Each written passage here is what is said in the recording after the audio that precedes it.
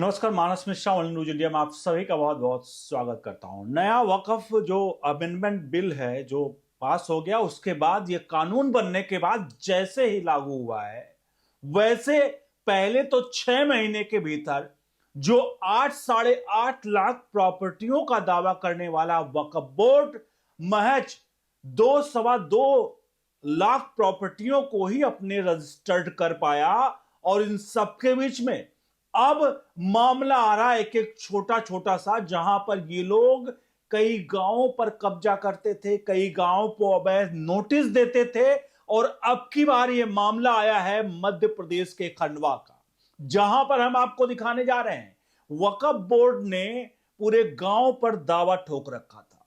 मजार, मस्जिदें, दरगाह, बजूखाना सब कुछ बना रखा था। लेकिन अब की बार वक्फ ट्रिब्यूनल, जी हां, पहले बार वक्फ ट्रिब्यूनल तो सिर्फ और सिर्फ कुछ चंद जो एक धर्म के लोगों का जागीर बन चुका था, अब वक्फ ट्रिब्यूनल वही बड़े अच्छे तरीके से और लीगल तरीके से काम कर रहा था।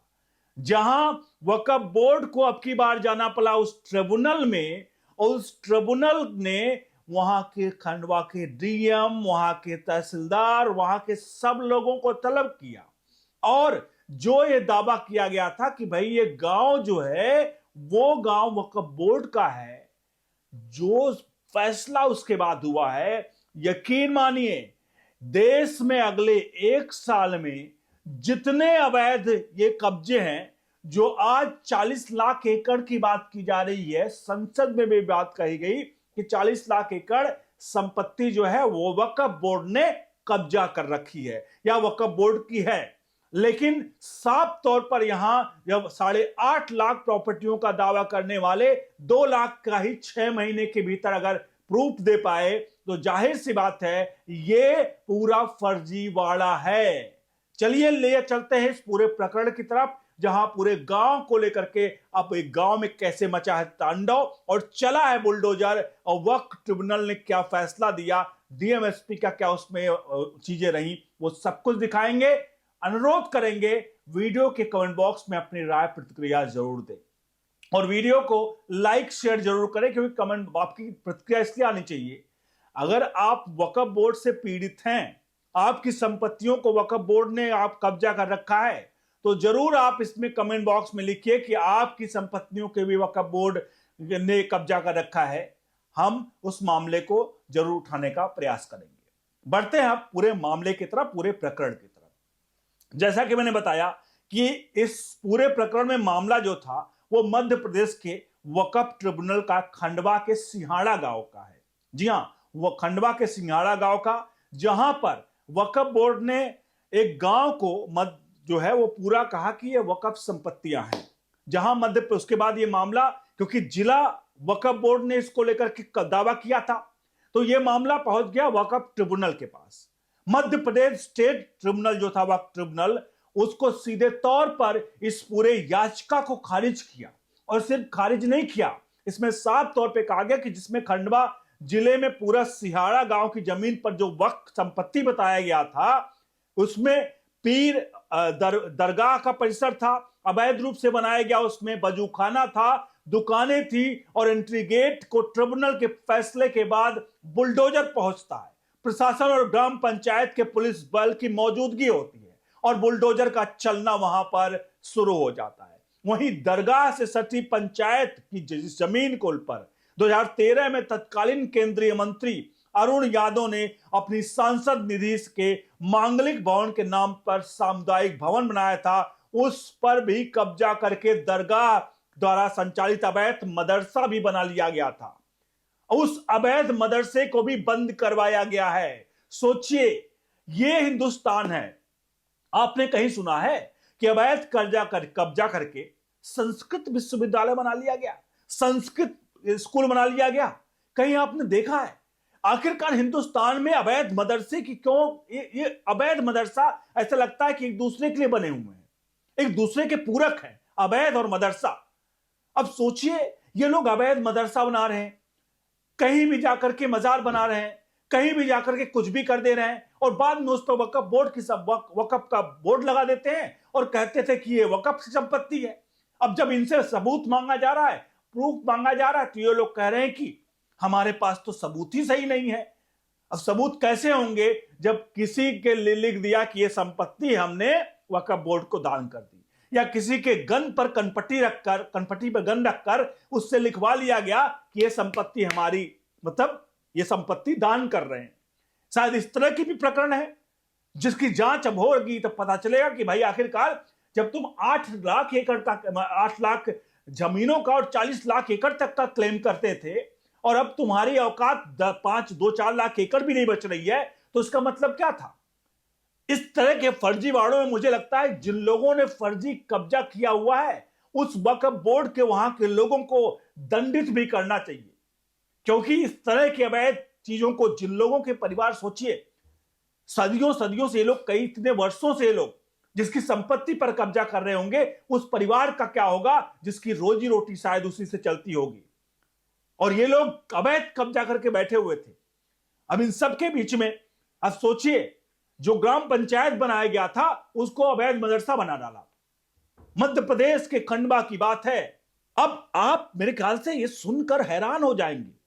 अब इसके बाद क्या हुआ, इस ग्राम पंचायत को जो उस पर कब्जा किया था उसे ताला जड़ दिया गया, और कब्जे पर कहीं ना कहीं हरे रंग के जगह पर भगवा रंग की पुताई भी कर दी गई।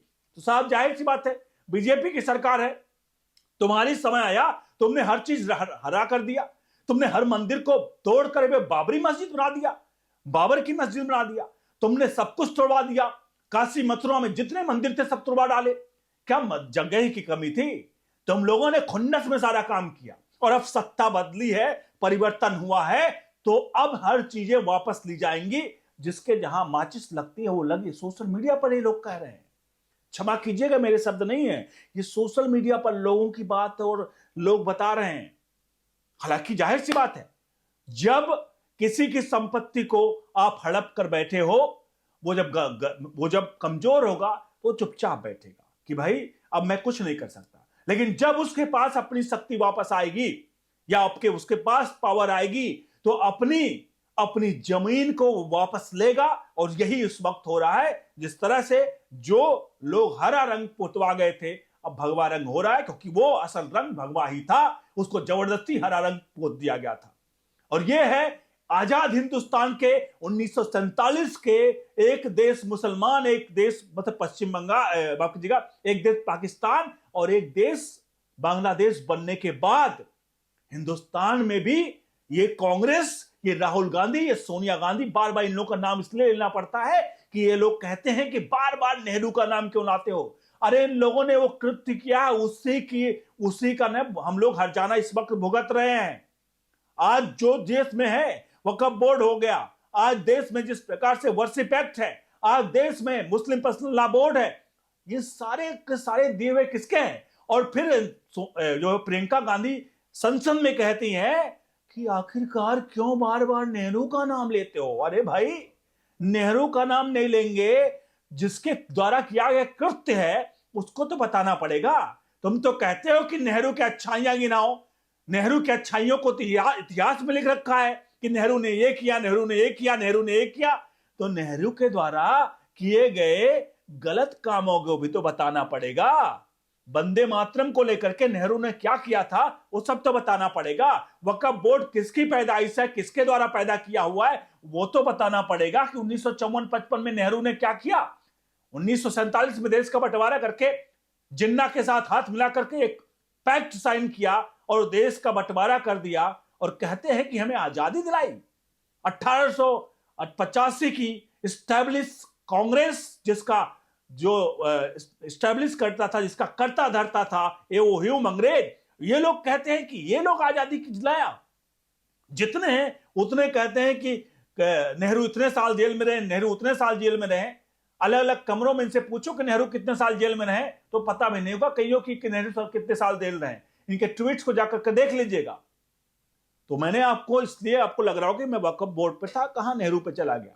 साहब जो जड़ है समस्या की, क्योंकि वक्फ की समस्या की जड़ तो गांधी परिवार है। जहां मुस्लिम कंट्री में वक्फ बोर्ड नहीं, वहां हिंदुस्तान में पाकिस्तान देने के बाद भी वक्फ बोर्ड बना दिया।